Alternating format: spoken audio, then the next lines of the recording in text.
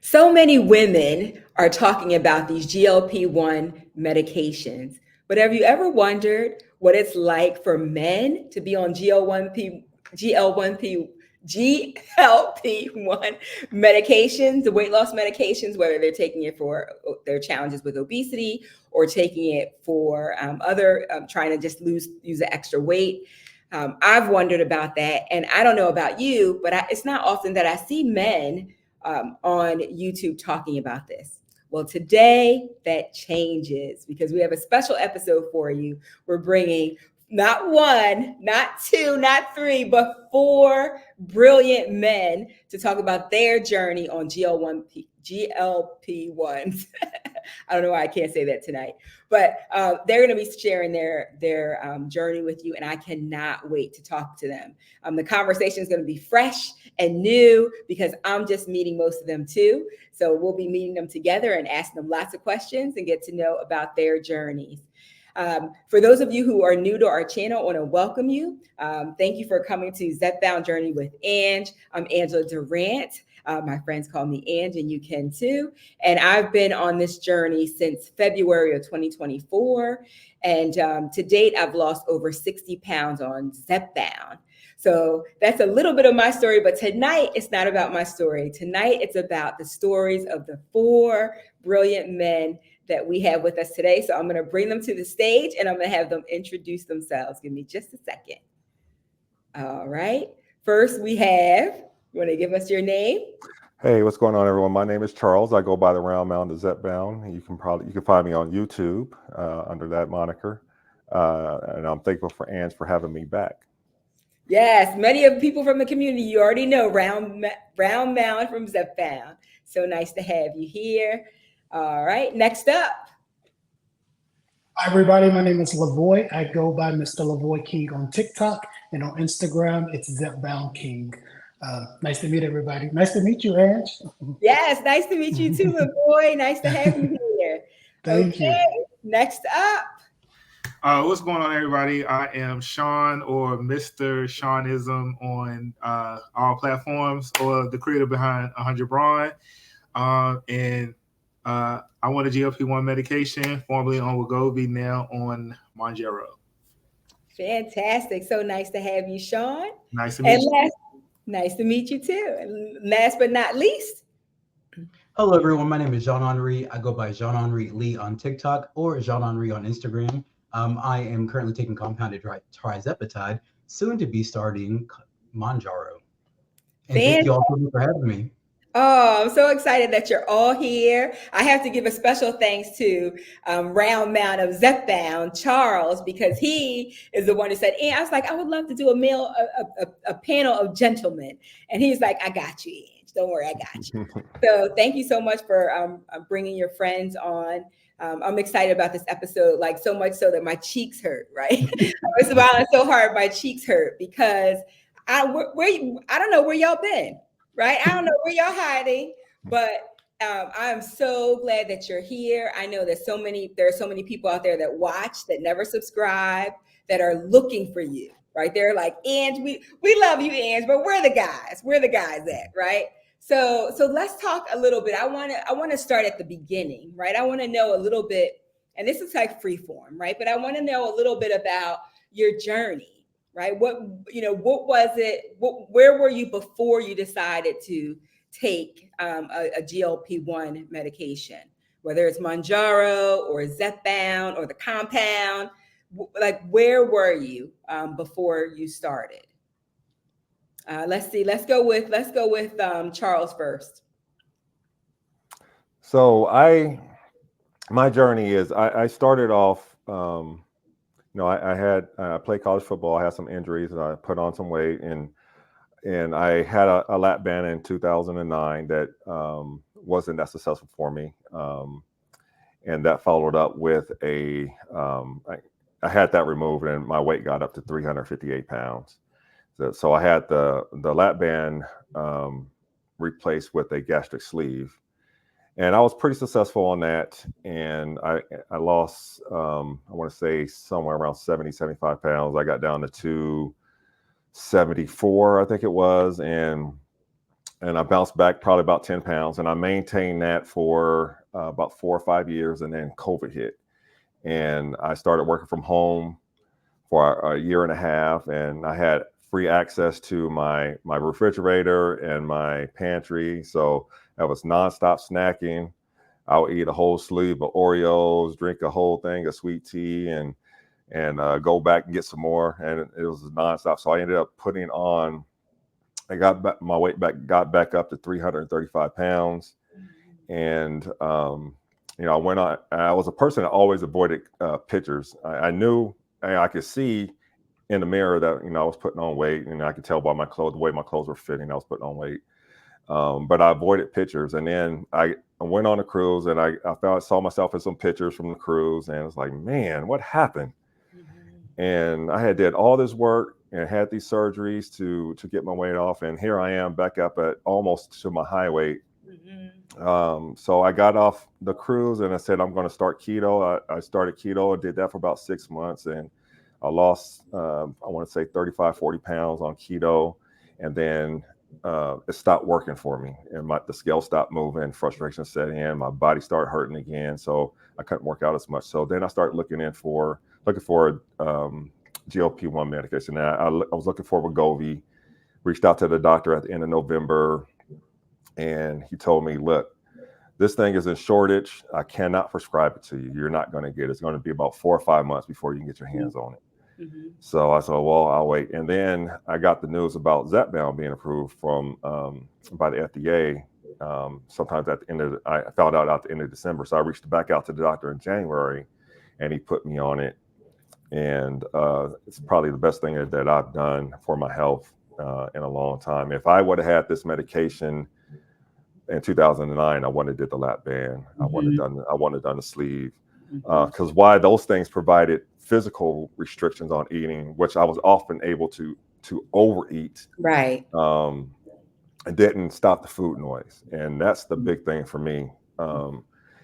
And this thing has completely shut down my food noise and regulated my metabolism and allowed me to eat normal and have normal hunger signals and things of that nature. So that's my story in a nutshell.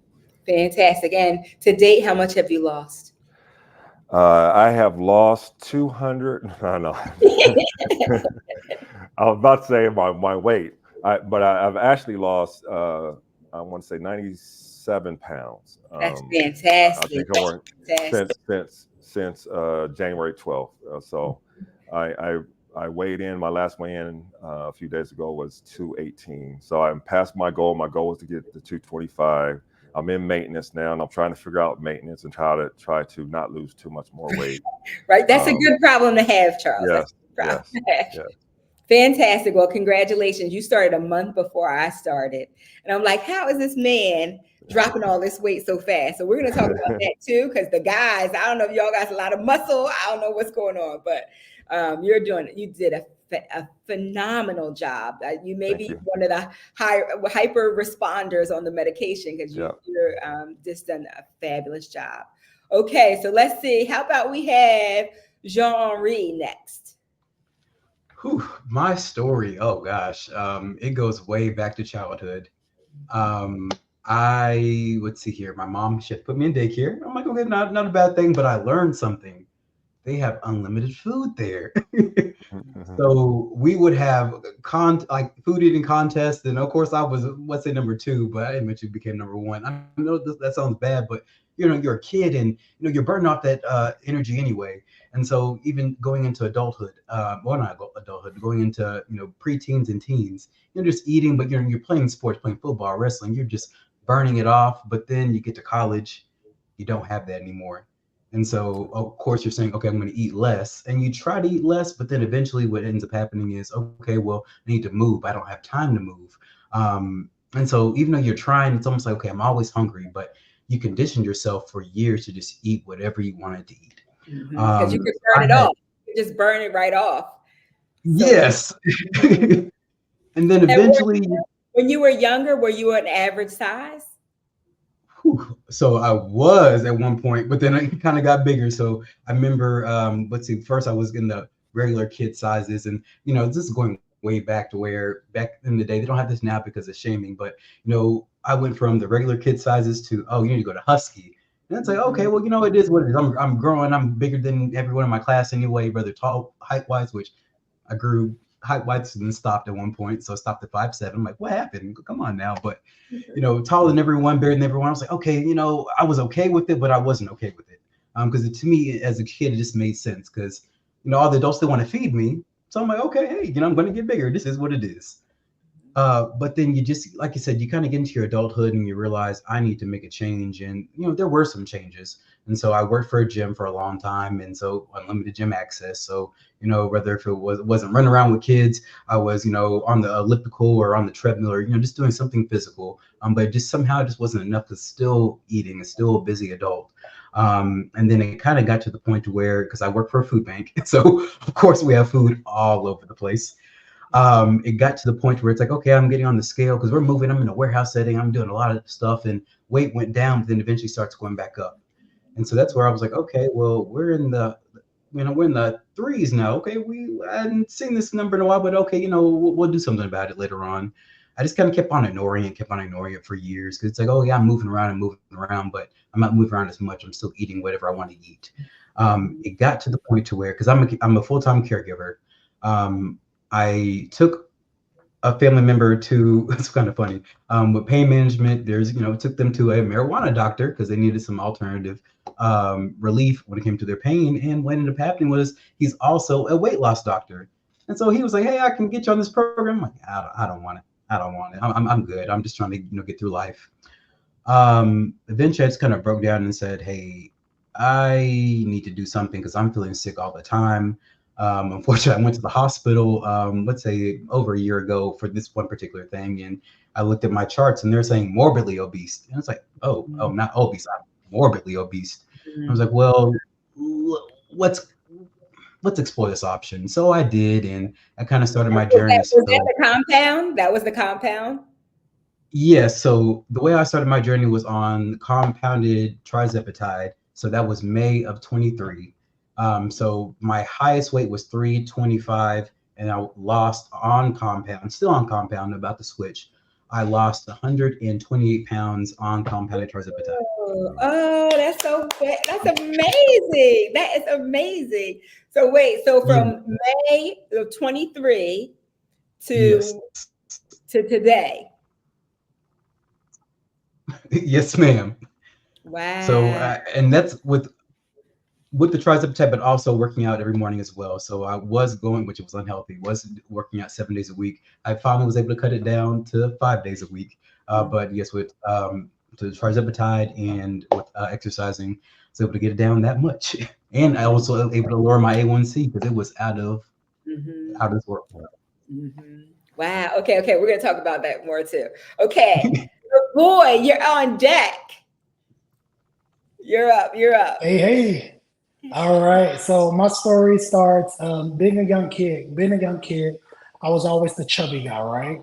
I was the chubby cousin. I was the chubby brother. I was the chubby friend, you know, the guy that could sing and all of that stuff, right? And, you know, you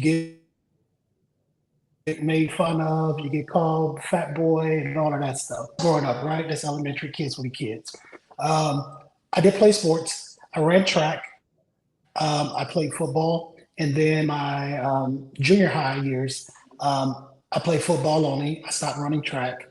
I was still chubby around that time, but not like I was in, you know, elementary. You know, you grow up, you get a little bit taller, you start slimming down, becoming more active. So I slimmed down just a tad bit, but I was still the chubby kid out of all the friends, family members, and so forth. Get into high school. I played football my freshman year. After my freshman year, going into my sophomore year, I got into the arts. I got into dance. I got into varsity choir and all of that stuff. So it kind of slowed down. I wasn't as active.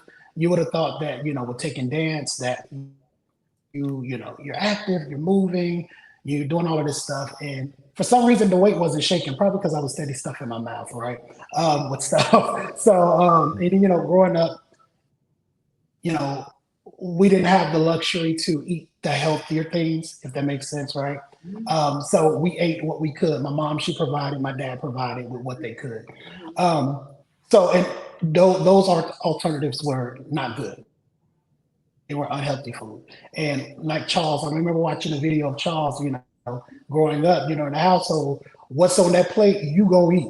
I don't care if you don't like it. I don't care if you don't want it. You're going to eat it, and you better eat all of it. So guess what? I had to eat all of it, whether I wanted it or not. So whether I was full, you had to eat, right? So growing up, going through high school, still the chubby kid, get into my 20s. I took on teaching as a choreographer full time. I did that for 10 to 12 years. I was moving, I was losing some kind of weight, but then, before I hit my 30s, I'm like, it's time to take life serious. You got to look at your future. Dancing will always be there. You can come back to it in your spare time. Let's focus on career. So in the midst of finding a permanent full-time job in my career and all of that stuff, and still trying to teach dance on the side, I'm working 2 and 3 jobs. So working 2 and 3 jobs, I'm eating whatever, working overnight shift from 11 p.m. to 7:30 in the morning, eating overnight, waking up, getting off of work at 7:30 in the morning, eating again, just to go to sleep, just to wake up and eat again. So, doing all of that, I didn't really notice it. I noticed it because trying to teach dance, my joints and stuff would hurt, my knees, my elbows, my ankles. I'm like, oh, I'm getting older. That wasn't the case. I was gaining weight, but I wasn't paying attention to it, right? So, and y'all please excuse me. I have a habit of saying right because that's the It's teaching. okay. Me too. Like, Me right? too. Yes. So Me please, too. please excuse me for that. One of my subscribers said, you say it right. Right. I was like, I know, maybe I'm a little nervous. I know. It's okay. So how tall are you? Yes, it's a habit. How tall are you, Lavoy? So I'm 5'10". 5'10", and at your highest weight, I'm 5'10". And at your highest weight, how much? 300. Say it again. 357 pounds. 357 pounds. Okay, go. Okay, and how? So how did you find this medication? So I found the medication from my doctor. So when COVID hit, we're working remote, and we were everybody's working from home, and you're sitting home gaining weight. Your video. Watching it, I got depressed. Oh, your what video about now? Can you hear me? Choppy. It's a little choppy. You were at home. You're at home during COVID, and you said you were feeling a little depressed. Yes, I was feeling depressed, and when you're depressed, you eat your feelings, you eat how you feel for the most part, and that's what happened. Wait, pause. Can you pause there? Because I don't want to forget this. Okay, just pause for 1 second. This is the first time I have ever heard, because I'm watching your heads move, all the men in the room, and you're shaking your head like yes. As women, we talk about eating when we're sad, we're emotional, right? But I've never heard of men saying eat. I've never heard a man say they eat their feelings. Never. Never. Yeah, it's a fact. It's a fact. So I want to let you finish telling me, and then before we go to Sean, let's just talk about that. Let's unpack that, because I don't want to forget that. I think that's really important for women to know and for other men to know. Okay, go ahead. Okay. So that happened, and so I had back pains, and it was so bad to the point to where when I needed to cook, wash dishes, going out with my family when we could go back out, right? I couldn't do anything. I could barely move. My back was in excruciating pain. And so I went to the ER, went to my doctor's office, and he was like, I don't see anything. I ran tests, we did the blood work,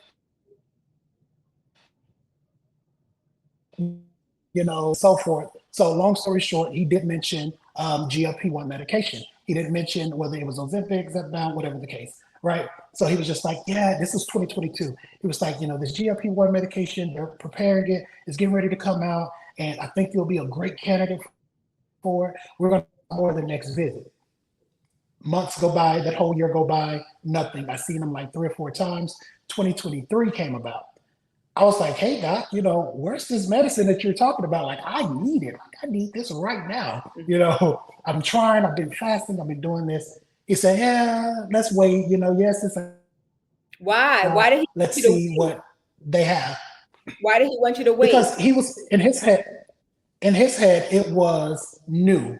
He didn't know the side Hmm. effects. He didn't know the outcome of it and everything. So he wanted to wait before he actually gave it to me. He wanted to see once everybody else got it, what's the real deal with this? We know they did the trial studies and all of that stuff, but like, I don't want to give this to you just yet. Let's just wait. Hmm. So I got upset.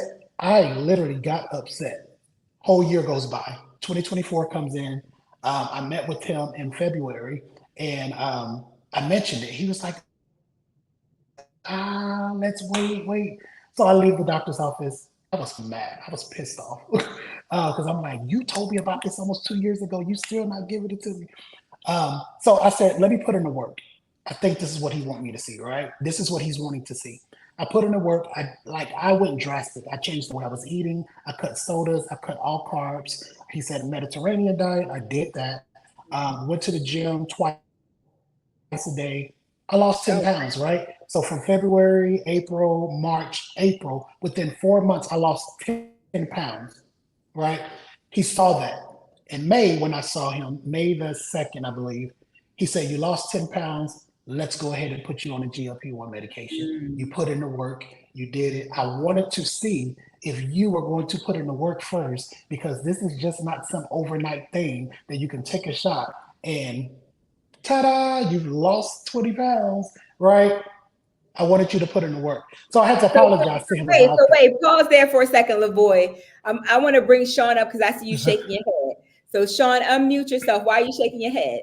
Okay. I'm the patient that wants all the smoke with their doctor because I felt like that was, I mean, you know what I'm saying? In my opinion, if I was the patient, I think that would be irresponsible. Um, Especially the connotations behind GLP-1s, the people making it seem like you get it and you don't have to do no hard work and things like that and stuff like that. 10 pounds in 4 months, to me, if I was his doctor, I think that would still be alarming for Mhm. 4 months, you know what I'm saying? And then you have this knowledge about GLP-1s and things like that. Mhm. 4 months, something with his health can take off. You know what I'm saying? That GLP-1 could have added something to his life. You know what I'm saying? Because there are things that may have not been presented at the doctor's appointment, but could have developed if when he let him leave that office. So I Mhm. thought that was probably irresponsible of his doctor to not let that man at least try that. Like you took that privilege from him. Yep. I love that you're saying that because one of the things that I've heard people say is, oh, well, you're taking the easy way out. You need to do this. You still need to eat right and work out. And you need to deal with underlying issues of why you have the weight. Right. And I say to those people, I hear you. And I'm not saying that other issues don't need to be resolved. However, the dealing with obesity can kill you, and it is a very serious thing. And first we need to arrest the disease. Like first we need to arrest the disease. So 4 months, 10 pounds to me, and when we're heavy, we can lose weight a lot faster. So to me, 4 months is a long time to have you go to see, like, let me see what you can do on your own. Clearly, if you could do it all on your own, you wouldn't even be asking them for it, right? So okay, so you get on the medication. I'm not that happy with your doctor either, but No. you get the medication, and you got it this year in 24. Yes. Okay. 2024. So May the 2nd Mm-hmm. is when he prescribed it. May the 10th. No, May the 7th is when I picked it up, and then May the 10th is when I took my first dose of Okay. So 2.5. when And you within you weighed in at what? Where were you when you started your journey? So at 3 4, I was at 346. So I You're lost at that 10 pounds 346. from 357. Okay. Okay. So And then 346, yeah, and where are you today? So that was May, June, July. that was We're May. That was 4 months. That's 4 months ago. Yes, I'm at 278. I stepped on the scale last night, and I'm at 278 from Wait. 346. Wait. Do the math. Do the math for me. How many pounds is that? So you're at 2. Is it you frozen? Can you hear us? So I believe that's 60.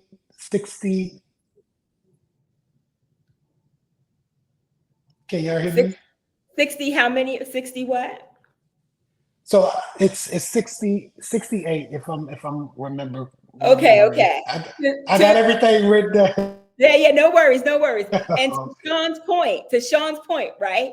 So you, for 4 months, you tried it on your own and you lost 10 pounds.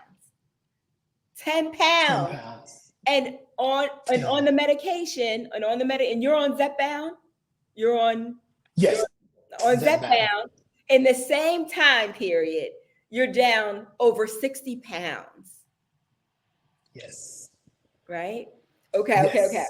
All right. So I want to have 60 pounds. Okay, so I want to have a group discussion, but we need to hear Sean's story first. Sean, you're on deck. Okay.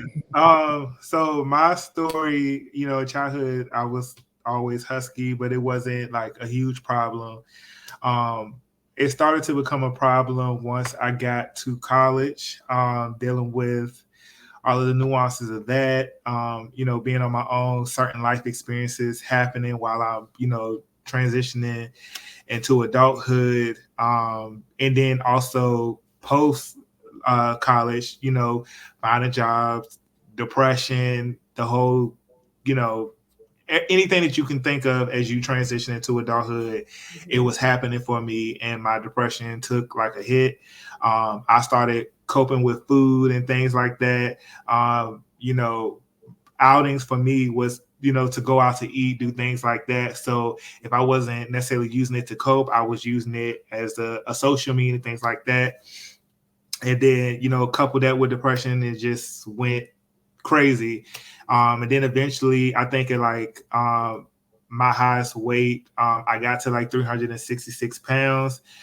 Then I, tried to work out a little bit, was successful, but got stuck at 356.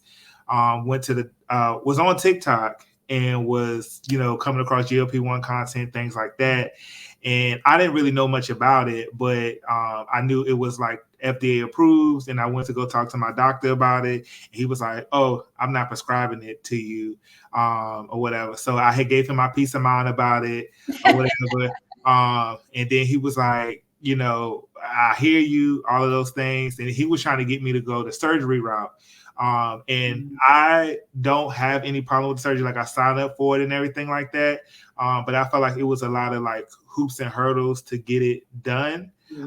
Especially if I presented with all of these things and stuff like that. I had to go through like so many providers. Just for somebody to squeeze my stomach, it was like a $600 bill. And I was just frustrated by the whole process of dealing with that. But eventually he was like, "Oh, well, I have this doctor that I know that be prescribing that stuff like that." I say less, where his pamphlet at? Because you ain't no help right now. So I did that, and I started off on Wegovy of February of 2023. And I transitioned eventually to Mounjaro, and I am down to 260 as of now, and I'm down 96 pounds. Whoa! Congratulations! Oh my gosh, I'm a little envious of the guys. Like, I'm a little envious because you guys lose it like just knocking it out, right? You putting big numbers up. You are all putting big numbers up on the board. So unmute. I want you all to unmute yourselves, because I want to talk about this. When you said that you eat your emotions, like you're eating for emotional reasons, you're eating for social reasons. Do all of you experience food noise? Can all of you relate to that? Mm-hmm. Yes. Yeah. Okay. You can all relate to that. And when you were eating your emotions, right? Were you eating high carb, sugary foods? Yes. Yeah. Okay. All right. So this is really yes. I'm like Charles. Charles, were you not eating sugary food? Were you eating? No, Can y'all hear me? sugar is my kryptonite. He was having a sweet tea, his sweet Yeah. tea, Man. lemonade and stuff. Okay, so it's really, I mean, it really is a humanity conversation, right? It's not really a man thing or a woman thing. I think your experience though is different because of, well, let's talk about that too, right? But to hear you say that you were eating for emotional reasons, I've never heard a man say that ever. I don't think we Yeah, don't think we have the space to really talk like that. What do you mean? and Tell me more. Say more. Say There we more. go. I just, when it comes to men, and then if we talk about the nuances of being a black man, we're not really encouraged to really talk about our feelings. They always want us to be like macho, like man up, like you the man, and depending on like what your status is in your home, man up. You're not supposed to talk about that. Like you will be okay. Like keep it pushing. Like, well, even for black women, they tell them to do the same thing as well. But for specifically for black men, like we can't. Like that's not a topic of discussion for us. Mm-hmm, mm-hmm. Yeah, and to build on what Sean is saying is like I didn't even know that's what I was doing because it's not something that's discussed. Like for me, my trigger was stress and depression, but I always dealt with stress with I was an athlete, so I was doing sports stuff, and that relieved my stress, working out and all that. When that stuff went away, I stopped playing ball and I couldn't move a lot anymore because the damage that football had done to my body. I started internalizing that stress a lot more and internalizing that depression a lot more. So I'm eating nonstop, and so I had to deal with the loss of my sister in 2018, and that made me eat a lot, and not knowing exactly that's why I was eating. But now looking back, listening to other people talk about this stuff, I can understand. I was eating my stress, I was eating my depression, and that was contributing to the markers in my body going bad and my weight going up. Mm-hmm. Mm-hmm. And were there any other? Did you seek out groups? Like, were you looking for other men? Is that how you all found each other online? Were you looking for somebody you could relate to, or were you just kind of solo on your own journey? When I started, I was looking for men. You were looking for men? Yeah, when I started, I jumped on you. I wasn't on TikTok. I jumped on YouTube, and I was trying to find men and black men at that. So I wanted someone to relate to, and I really find that on YouTube. And then a few creators that were on YouTube were talking about this community on TikTok. So I went over to TikTok, and that's how I found all these brothers. Okay. And what about? Let me ask you, like socially, what was it like for you? Like dating, did you find that you could still, like, girls were still attracted to you, or guys or your partners were still attracted to you at heavier weights? Because like as women, we're like, our choices might be limited when we're heavy. But is it the same for men? So I'm gonna just go and start off with being negative. So I'm just gonna call it for what it is. Some people are chubby chasers, so you're changing and you see that people start falling off, and you're just like, well, okay, well, I'm gonna walk my own journey, and I need to find, first of all, who I am and find somebody that's gonna love me for me. So that was just my journey. Wait. So you're saying that the people were not as interested when you started slimming down? Yes, because I've been big all my life, so now it's like, well, who's this man? Who's this man? And it's like, well, I mean, I'm still me. I'm just smaller. Mm-hmm. But you get to find out who's in your corner once you start changing yourself. Mm-hmm. That's so true. It's so true. Because even now, a few women that I know, the weight is falling off. They're like, don't get too small. Like, keep some weight on you. I'm like, but I'm getting healthier. It's like, yeah, but don't get too small. You don't want to lose too much weight. I think that's a Southern thing, where they're like, you gotta have a little meat on your bones. Like, you can't be like a little meat on your bones. They was like, they said, what's your goal? What's your target goal? I'm like, my target goal is like 225. 220. Like I know I'm not made to be super small, but if I get there, I'm thankful, right? They're like, yeah, don't get too small. It's like keep a little meat on your bones. I'm like, all right. That's interesting. That's interesting. How about you, Sean? What was your what? I'm gonna say.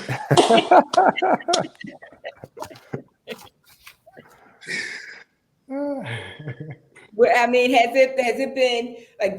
Have you found that? I found that when I lose weight, the world finds me more attractive. When I lose weight, Yeah. like Yeah. I would go places and like women would have a conversation with me. The one thing I always say is that it's weird that you can be the biggest person in the room, but you're invisible. And when you lose weight, it's like people are like smiling at you, holding the doors for you, saying hello to you. You know, people are checking for you. Yeah. That's true. When I was That's heavier, like true. nobody was checking for. I was like the invisible woman. For sure. I definitely have noticed people commenting more on my physical appearance, getting more attention from certain people and things like that. I'm definitely like hip to it. I just know that during the journey, I had put other things in place to make sure I was successful as well. So I don't like, I mean, I appreciate it. Like, I'm not gonna act like I don't like it, but I don't internalize it too much because, I tell myself that I was just as great as I was before as I am now. So, but yes, I definitely do get treated differently. Yeah, it's been different. Good and bad. It's been different. Yeah. So, have any of you had an issue with one of the issues that I had, and I talked about this on my YouTube channel, was I could look out of my apartment and I see this beautiful pool and it's hot outside and everybody's out and their umbrellas and their shade and it's just wonderful. And I felt like I was missing out on life because of my size. I wasn't comfortable wearing a bathing suit. Like I was like, I don't want anybody to see me, even though like you're the invisible woman, but you don't want people to see, that you don't look like a perfect 10 at the beach or at the pool. So as men, did you experience anything like that? Feeling comfortable? Like, did you go to the pool when you wear a shirt? Oh, most definitely. Yeah. So, well, Most for me, definitely. I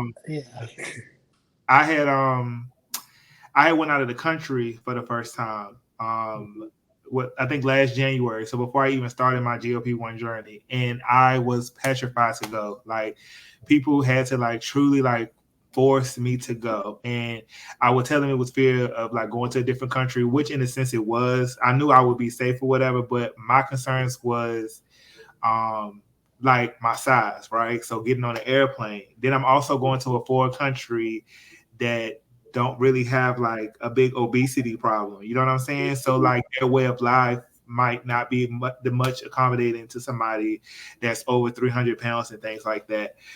So I used to avoid that. I remember when I was smaller, I was huskier, but I was still small enough to enjoy roller coasters. But I had a friend that was my size that I was before I started the GLP-1 journey. And I remembered how he wasn't able to get on the rides and stuff like that. So when I did become his size, I avoided roller coasters. I did not want to be that one that was told to get off of it, so I wouldn't have to have that experience. So yeah, I did have that type of situation going on. Do you experience having your mind catch up with your body? Like, do you realize that you're in a smaller body right now, or do you sometimes still think you're a bigger guy? I do now, but there was a period on this journey where I couldn't see it in myself. Like other people are seeing you lose the weight, but you didn't see it. Yes. I hate to say it. That I still actually it hit me this weekend. Hang on, Lavoy. Go ahead, Jean-Marie. Hey, there you go. I still wear my 4X shirts. I learned something the other day. I was like, I'm gonna, because I bought some new shorts. I'm just gonna tuck in one side, and so it looks like I'm wearing pants. But I still wear those 4X shirts, and I know it's just that's home. I know that sounds so weird, but that's home. And so when I go to buy clothes, it's like, well, it's probably not gonna, I'm like, no, that's not your size. But even the other day, I bought a pair of pants because I'm trying to get prepared for the winter. And I took it out of the package when it came in. I said, this is not going to fit. I'm like, well, I'll try it on anyway. I'm like, oh, this is too big. I'm like, okay. But I Wow. can't see. I'm still wearing too big size clothes. So, okay, Lavoy, I want to get you to chime in on that. You find that's true too? Your mind catching up with Oh your yeah, body. most definitely. This weekend I was out with my godmom, and we were just like out and about taking care of some things, and it just hit me. I walked past the mirror and I was like, dude, like you really have lost weight. Like it hit me like out of the blue. Like, dude, like you are really slimming down. And Mm-hmm. then today I went into the office. The shirt that I wore into the office, not this shirt, it was another shirt. It's a 4X. And the pants that I wore, it's a 40 size 42. I'm at a 38 now. Mm-hmm. So the my coworkers were like, dude, like you need some more clothes. I'm like, I know, but I'm going to wait until I get, to that weight that I want because I don't want to keep buying clothes.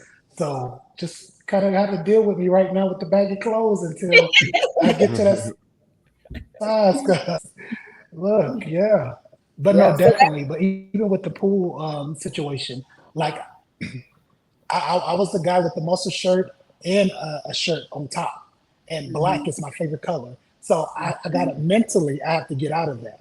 So I think this shirt, the guy seeing me in the shirt, this is probably y'all first time seeing me in a white shirt because all my videos, I think it's like a black shirt or blue shirt or something like that. Yeah, It's true. dark colors because I feel safe behind those dark Mm. colors, right? It make you feel like you can't see the belly, you can't see the chest, you can't see all the rolls and everything. So yeah. That's Wow. funny you say. That's funny you say that because I had this Jordan like a track jacket, and I Mm. would wear that thing. It was black, and I would wear it to hide my figure, especially when the shirt wasn't fitting me right. I would wear that. It could be hot outside. I got it on just so Cover. people can't see how the shirt's fitting me, and it made me look a little Yep. bit slimmer. So, and that's the same thing that us women, we struggle with the same thing. I feel like as women, we get judged more for our appearance. That's why I asked that question. What would you, because there might be questions that I don't ask that that are important for other men to know. What are some things that you would say it's important for men to know? I'm gonna bounce around, or you can just um, let's start with Jean-Marie. What would you say, like, that there's something that maybe that men are thinking or that they need to know, um, that some might be something that I don't even ask. I would say it is okay to what's I won't take accountability, but I guess I'm gonna use that word today. It's okay to have accountability partner and to talk about your body because I know some people are like, oh, that's weird, why you talking about that with your homeboy? But let's just be real, especially going through this journey. I'm just being real. You start losing weight, things start getting saggy. So sometimes you gotta ask somebody, hey, are you having this? What are you doing? Because maybe you can be sharing some exercises, or maybe there's a something at the gym that you can be doing to kind of tone up a certain area of your body that you're not feeling comfortable with. So you gotta talk about some things and just not gatekeep. I know sometimes we don't like, oh, why are we talking about that? But just ask. I mean, women, I feel like women are more, they can talk about each other, they can talk about their bodies with each other, but men, we really don't. And we have to. I know that sounds crazy, but we have to because Because what's the point things of change when being you alive? like 100 pounds and more. That things change. Now, would any of you consider having surgery, like reconstructive surgery? You would, Sean? Yeah, I had a consultation for gynecomastia, and then also like I have loose skin. It's more Mm-hmm. primarily like on my sides and like my chest area, and I filmed it because a lot of people be on TikTok saying I'm about to get it done, but they'll never say the price. Like, will it be cost by insurance? Da, da, da. Now I went up in there and I told all that doctor's office business. I told them how much it cost, thing like that. Because yeah, I definitely want to do it. Like, I work for this body. You know what I'm saying? And then when I was at my heaviest weight, I thought I would look like something when I got to a certain point. And while I am smaller and you know what I'm saying? Like, it's all cool, but I thought I would look a little different in some ways. So I'm like, nah, I think I might have to lay on somebody's table to get a little something. Oh, no. To look like. And for those who might not know, gynecomastia is where you have fatty tissue in your breast area, right? Correct. Yes. Mm-hmm. So, okay, so you're open to surgery, having reconstructive surgery to get, the body the way you imagined it to be, right? What else? Let's go to Charles. Can you tell us, like, what's something that you would want the fellas to know, like something that maybe is not talked about, or something that you feel like is important for them to know? Actually, I've been doing a series on this over on my channel. There's this feeling that men have to make things hard. We have to take the hard way to get things done. And I'm not saying that taking a GLP-1 is an easy way, because it's not. You still have to do the work. But there's this feeling that if you take this medication, that somehow you're less of a man, because you're not doing the calories in, calories out thing. You're not going to the gym and lifting the whole gym. But if there's any example, look at these. You got 4 brothers here from different backgrounds, and all taking this medication, and none of us are less of a man for doing it. And there's nothing more manly than being here for your family and for your loved ones. And this medication is going to help ensure that you're doing that. If you're a pre-diabetic, the medication resolves pre-diabetes and prevents people from progressing to diabetes 94% of the time. I know. When I saw that, I was blown away. Yeah. 94%.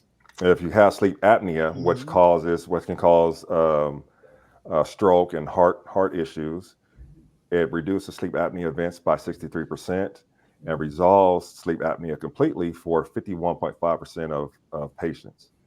And it also protects against 10 of the 13 cancers related to obesity. So you're essentially extending your life by taking these medications. Why wait until you get past a certain point, until you get to diabetes or your heart starts failing? Why wait to that point and why not do it in advance to make sure you don't get to that level, Now tell the insurance company that. Yeah. Yes, exactly. Piggyback off of Charles, just him, like, I know I'm already on it, but just even listening to him, like, I went back in the mindset of somebody who, maybe just starting or considering it. Now I don't even think I even want to get off of it, knowing those statistics that he just said. So yeah. Mm-hmm. Yep, I feel the same way. People are like, well, as soon as you stop taking it, you're going to gain all your weight back. And I said, I'm going to take it for life. If I need to take it for life, I'm going to take it for life. That's something I'm going to do for my health. And I know some people are very self-conscious of what people who know your business. I could care less. I just take a stand for myself and my health. And I know, like, I'm someone who suffers from the disease of obesity. And not everybody can understand that. There are people who have no clue what I'm talking about when I say I have food noise. When I say I had 2 bariatric surgeries, and it wasn't about restriction in my stomach. It wasn't about that. It was about what was going on up here. Like I'm still wanting to eat, right? Mm-hmm. So I could care less. But I also respect people who say, I don't want anybody to know my business. That's okay too, right? Mm-hmm. Whatever your choice is, that's okay too.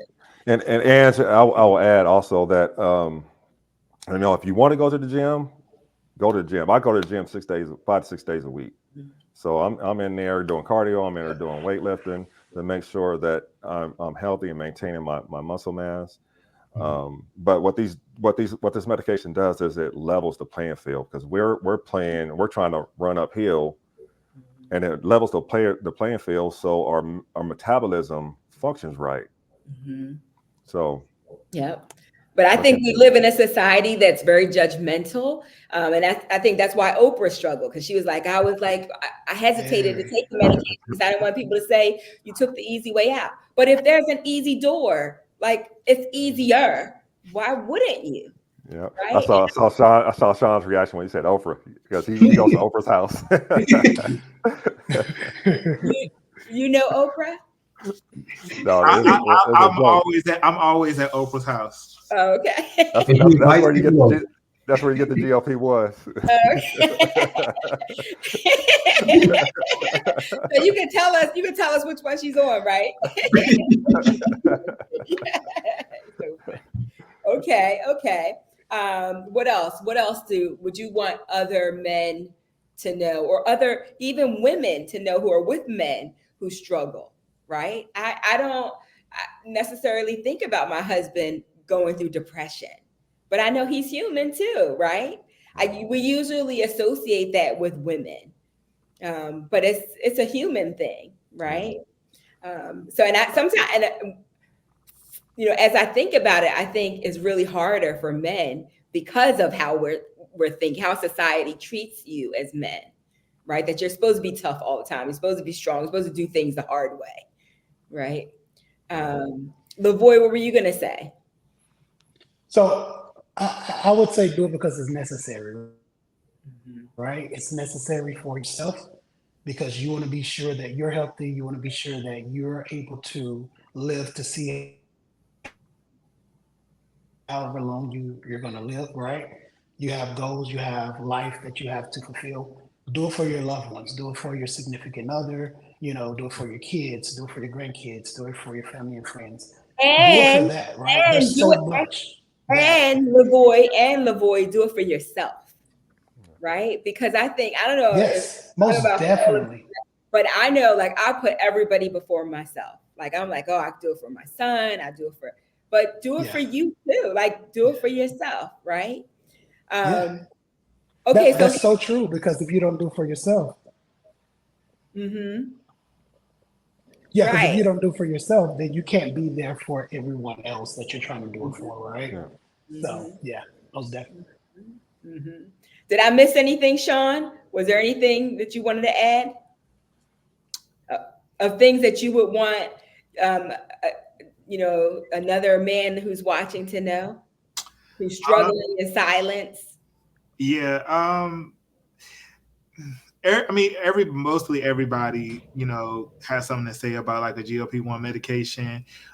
What I have experienced a lot of is like male trainers, or not mine. Mine's not stupid, but I've heard about others like, make comments about it and things like that.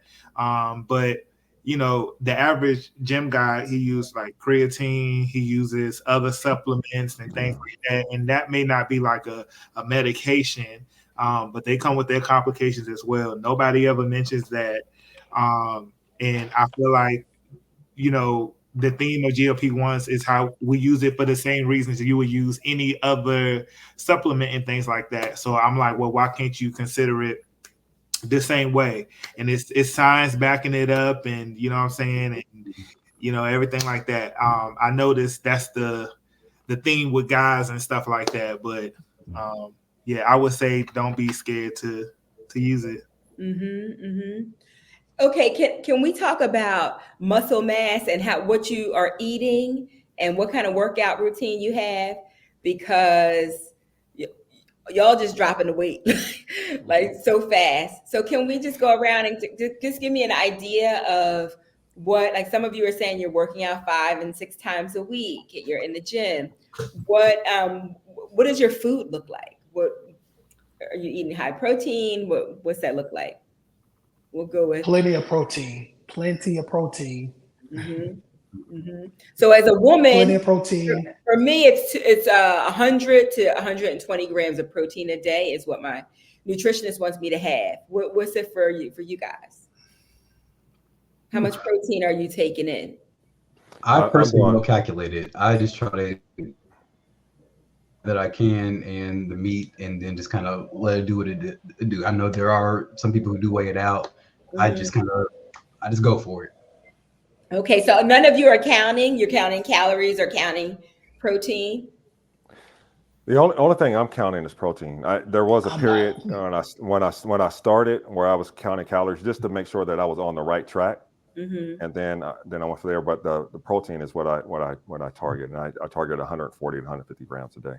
Okay. So Yeah, for me, I don't necessarily count it either. My goal is to, get to like between 120 and 150 a day.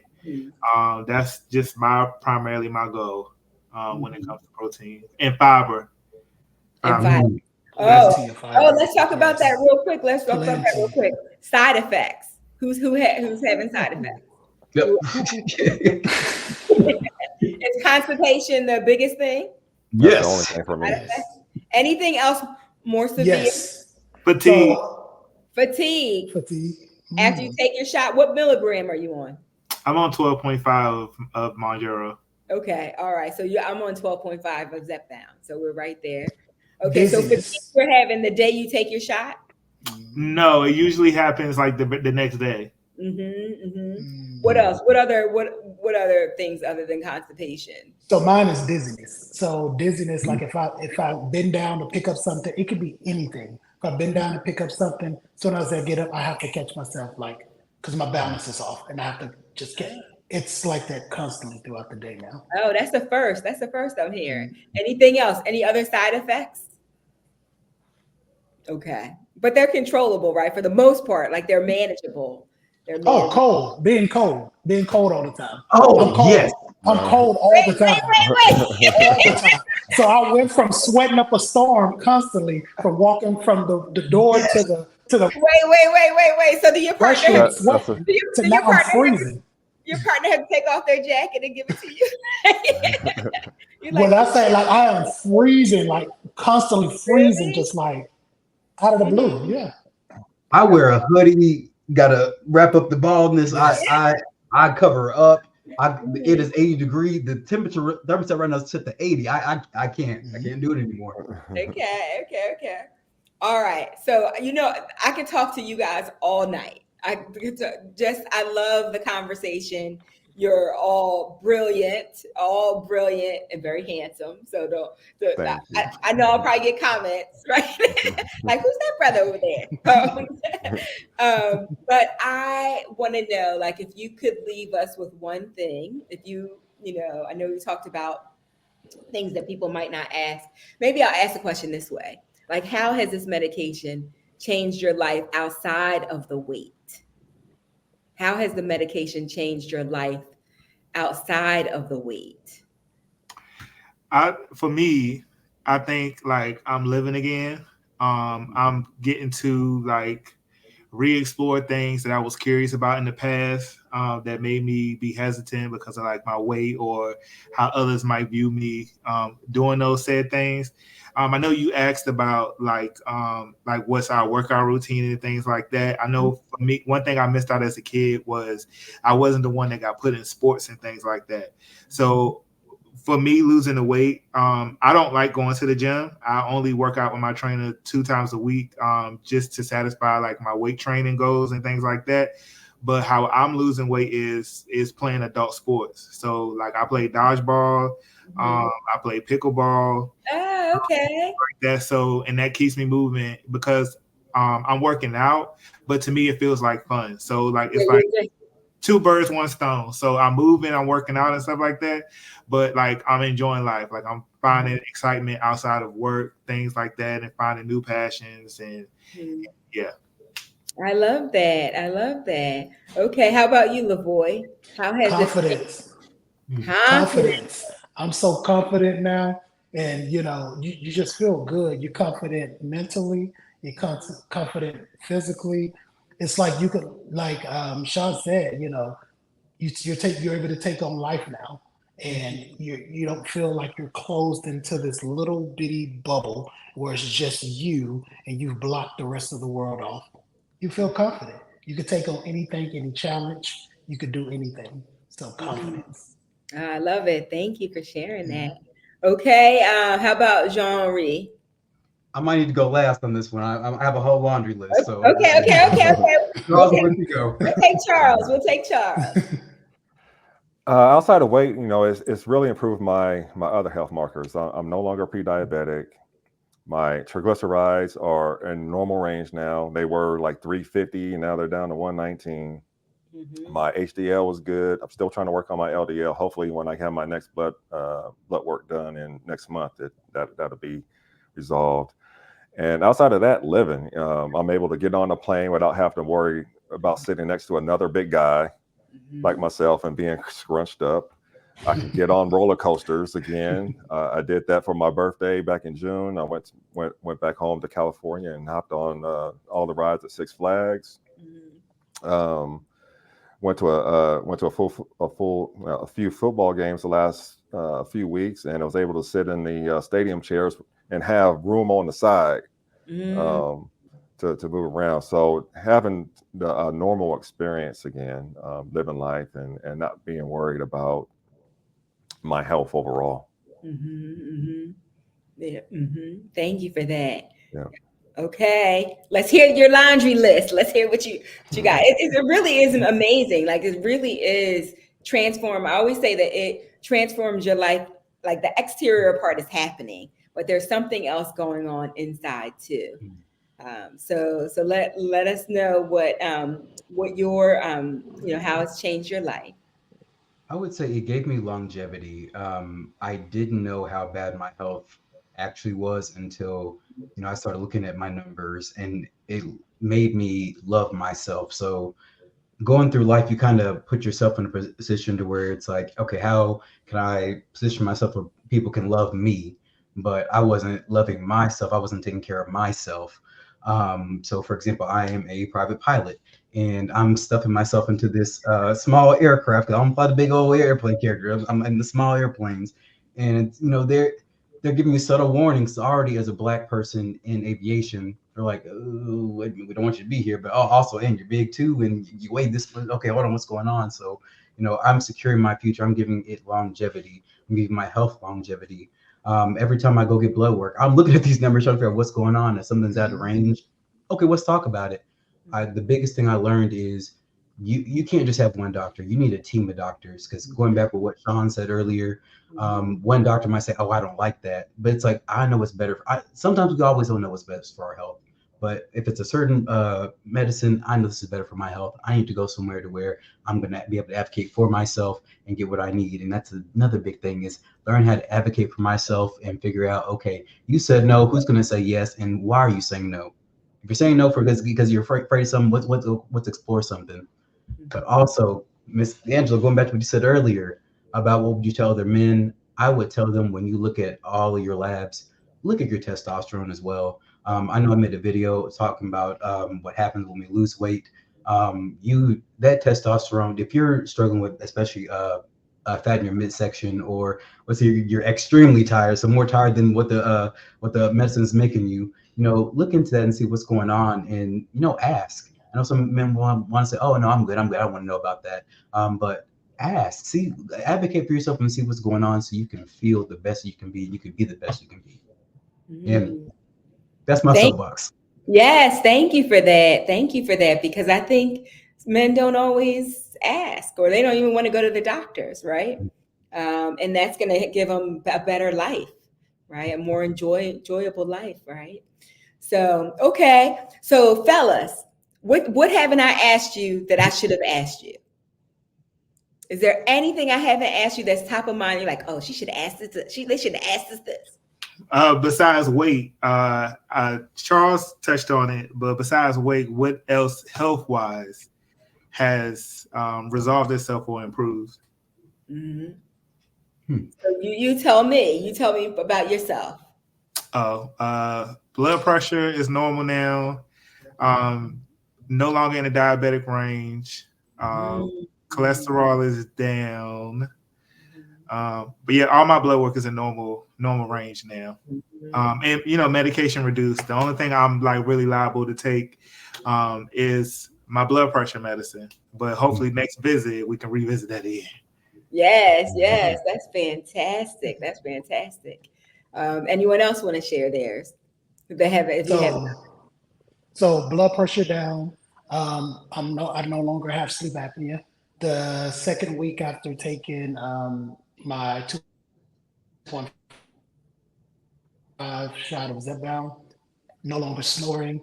I actually had a CPAP machine that I had ordered and was ready for pickup. I didn't go pick it up because 2 weeks after taking the shot, like I had no more symptoms of sleep apnea. Fatty liver, my numbers have gone down. High blood pressure in normal range now, and so yeah, so it's good. It's really Yeah, good. you're healthier overall. You're healthier overall. And I don't know what the numbers are. Charles, you're a numbers guy. You might even know this statistic, but how much longevity it's given you, right? Like how much, like if you were an actuary and you were to figure out based on carrying all that weight on your bodies, right? Like what was the expectancy of life expectancy, and how has that changed based on all these changes that you've made on the medication, and the lifestyle changes that you've made? Yeah. It's probably significant. Yeah. Probably 10 to 15 years. Mm-hmm. Yeah. Mm-hmm. Mm-hmm. Yeah. Well, And I would say my blood pressure improved too. That's one I forgot to add. I was at 149 over 96, so stage 2, and now I'm like 105 over 65. Wow. And hopefully my sleep apnea will be resolved. I think it is, but I'm fighting with the doctor to. That's a long story, so I won't go into that. But so hopefully. Okay. Yeah, same here. I had all the things too. All the same things too. So I wanted to know if you had pictures, if you have pictures of before and afters. Have any of you taken pictures? You have? Maybe if you could share those pictures with me, because I would love to share it with the audience. Maybe I'll even put it on a thumbnail. But I would love to share, because they're probably like, well, let's see them. Let's see them. Let's see them, And Charles, you did a video that was outstanding. I was like, oh my gosh. Like you can really see when you're side by side, you can really see that transformation. Yeah. So I would love for them to see that. If all of you would send me pictures, I would appreciate that. And then let's close out by, I want you to once again tell people how they can find you. Again, because I'm sure after hearing your stories, there are some women and men out there who will want to follow you. So who's up first? Lavoy, why don't you tell us how they can find you? All right. You can find me on TikTok at Mr. Lavoy King and on Instagram at Zepbound King. Okay. Sean, how can they find you? You can find me on all social media platforms at Mr. Seanism. Okay, Mr. Seanism. Okay, got it. All right. And Jean-Henri, how can they find you? You can find me on TikTok at Jean-Henri Lee, or you can find me on Instagram at Jean-Henri. Okay. And Round Mound of Zepbound. How can they find you, Charles? You can find me on YouTube on my Round Mound of Zepbound page, or on TikTok or Instagram at Round Mound of Zepbound, as shown there on the screen. Fantastic. Fellas, I loved having you here. I hope you would be open to coming back again, because I'm sure after I post this episode, they're going to have all the questions, right? They're like, you didn't ask them this, and you should ask them. So we might have to do a part 2 when you have time. We can get you back together. I would love to have you back. You are all, one of the things that I say to my community is that they're bold, they're brave, and they're brilliant. And I would say that about each and every one of you. There's a light that shines so brightly from each and every one of you. I want to honor you for being men of color, being Black men who are not afraid and not ashamed to stand up and share your stories. And please know that you will impact the lives of other people, because there are people out there watching. There are people out there that are going through the same thing. There are things that are happening that even women might not know about their men, right? That you shared tonight.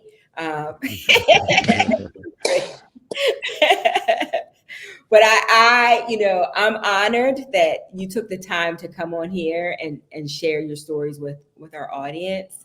And I just love talking to all of you. My cheeks hurt because you're all so handsome, and you're absolutely brilliant, right? You're bold to. Can I say something to you, Ange? Yes.